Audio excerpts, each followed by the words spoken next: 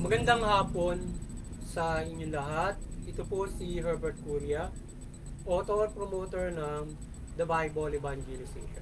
Kakibat ang ating pananalig sa ating banal na Panginoon Diyos, banal na Panginoon sa Kristo, gabay ng Kaliwanagan ni Banal Santa Maria, ay ating po ay binabahagi sa inyo sa linggong ito.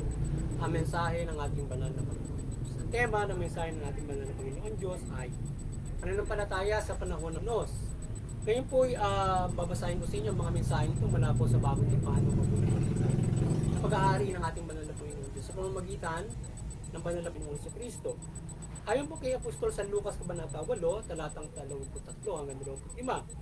Ito po yung mensahe. Nang sila ay naglalayag na, nakatulog si Jesus. Bubugso ang isang malakas unos at ang bangka ay nagsimulang mapuno ng tubig.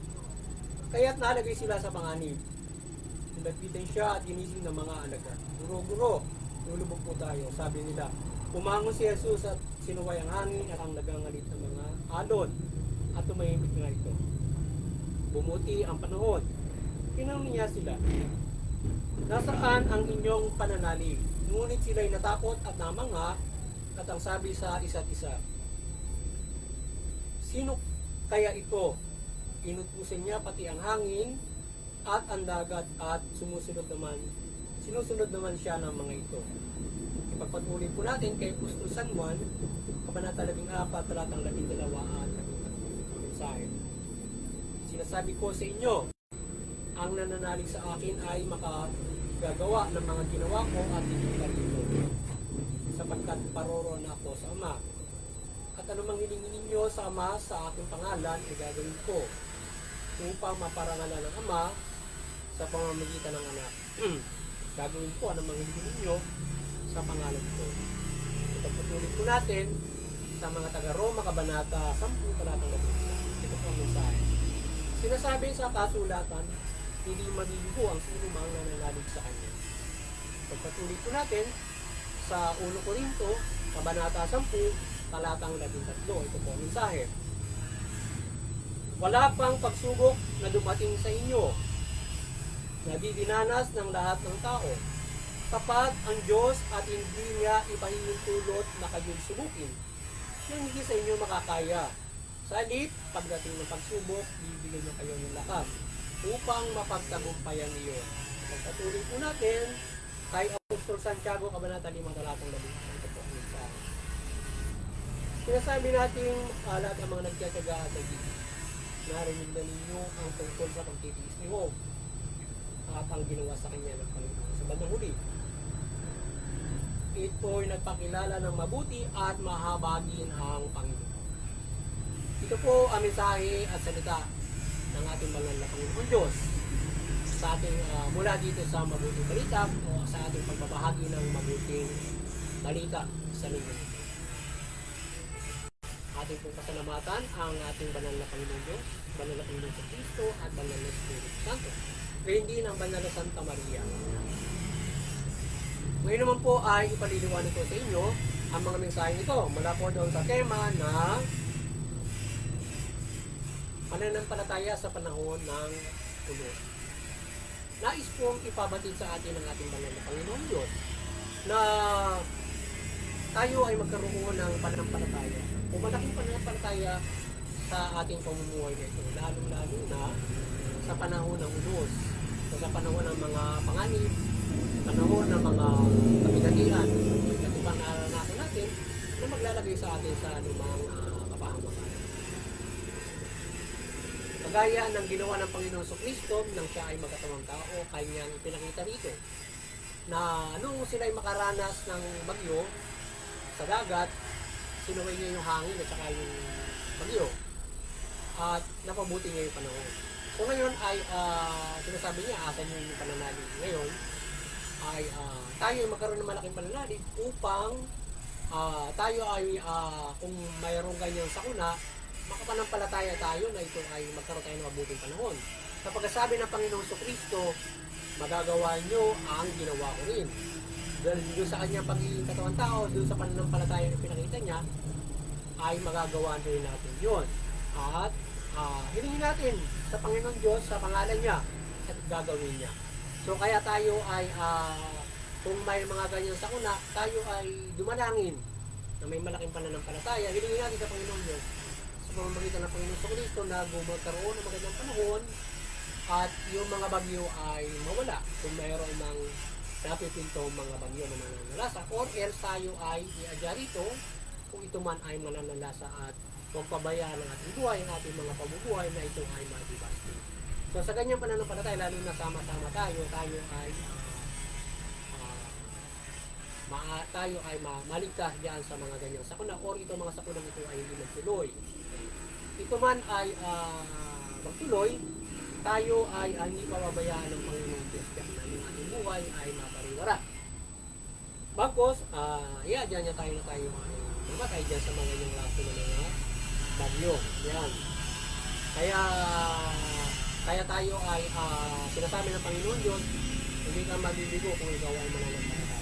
Kaya mananampalataya tayo dito sa Panginoon sa Kristo, sa Panginoon Diyos, sa pamamagitan niya.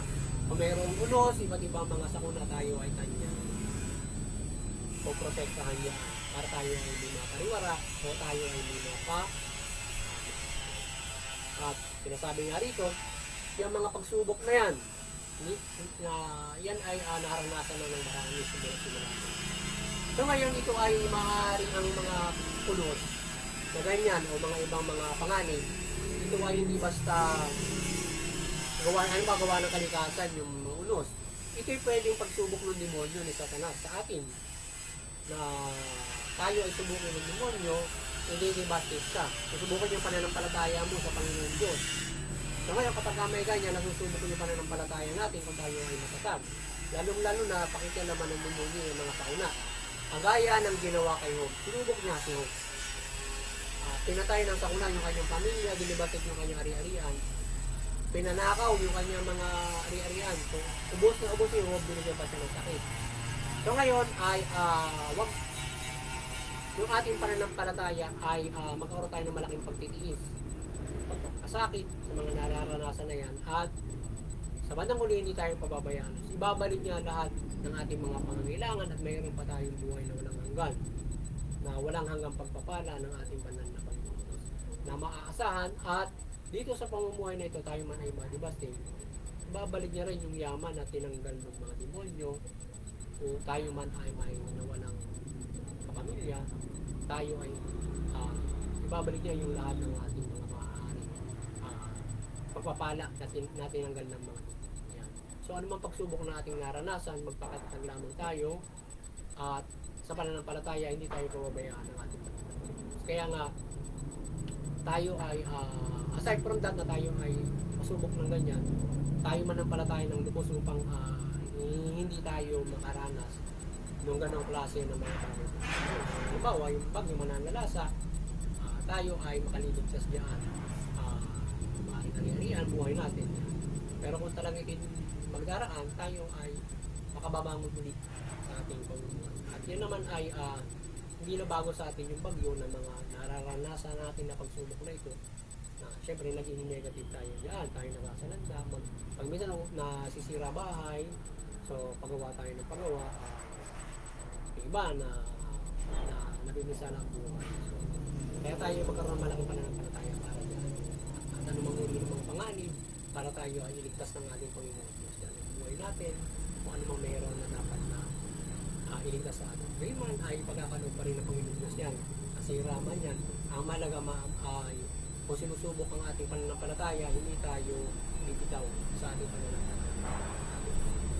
Uli, sana ay nagabayan na naman kayo ng mabuting ng The Bible Evangelism sa pagbabahagi ng mabuting balita, at kayo magkaroon ng malaking pag-asa sa inyong kaligtasan spiritual sa pakikinig na ito at pagsasabuhay ng mabuti.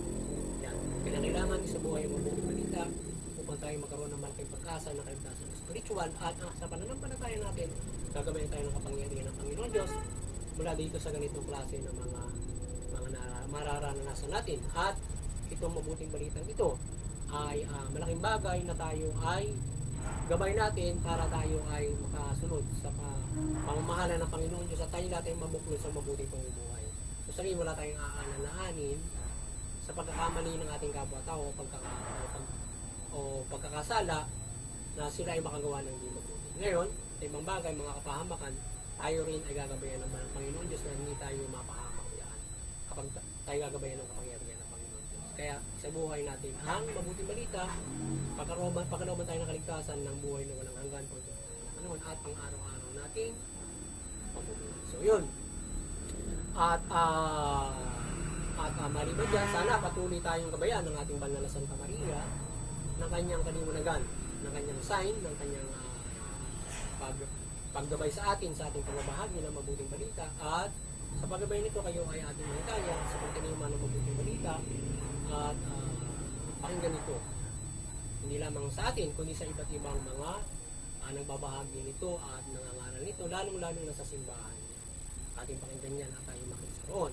So ngayon, doon sa mga nanampalataya na, ay patuloy tayo manampalataya. Doon sa mga hindi pa, kayo ay manampalataya. So, kaya tayo ay magpasalamat sa paggabay ng kaliwanagan ng Banal na Santa Maria at tayo ay siya ay ginagabayan niya tayo sa ating pagbabahagi ng mabuting balita.